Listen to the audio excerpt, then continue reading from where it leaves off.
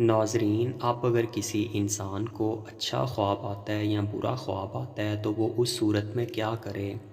اچھا خواب آنے کی صورت میں اللہ کے نبی صلی اللہ علیہ وآلہ وسلم نے فرمایا ہے، اچھا خواب اللہ تعالیٰ کی طرف سے ہوتا ہے۔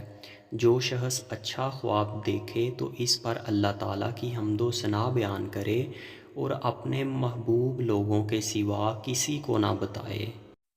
اب اسی طرح جس شخص کو برا خواب آئے اس کے بارے میں رسول اللہ صلی اللہ علیہ وآلہ وسلم نے فرمایا، برا خواب آئے تو 3 دفعہ اپنے بائیں طرف علامتی طور پر ہلکا سا تھو کر دے اور لا حول ولا قوت الا باللہ کا 3 دفعہ وہ انسان ورد کرے، اور جس کروٹ پہ وہ لیٹا ہوا ہے وہ اپنی اس کروٹ کو بدل لے، اور اگر چاہے تو اٹھ کر نماز پڑھ لے، اور اپنا یہ برا خواب کسی کو مت سنائے۔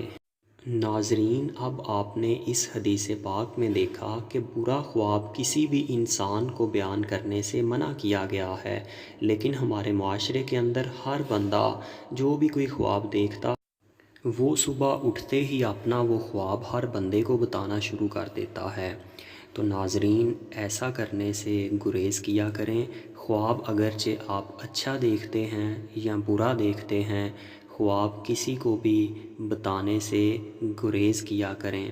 اللہ تعالیٰ ہمیں خواب میں آقا علیہ الصلاۃ والسلام کا دیدار نصیب فرمائے، اور اللہ تعالیٰ ہمیں قرآن و حدیث کی صحیح سمجھ عطا فرمائے، اور اللہ تعالیٰ ہمارے فوت شدگان کی بخشش اور مغفرت فرمائے۔ والسلام علیکم ورحمۃ اللہ وبرکاتہ۔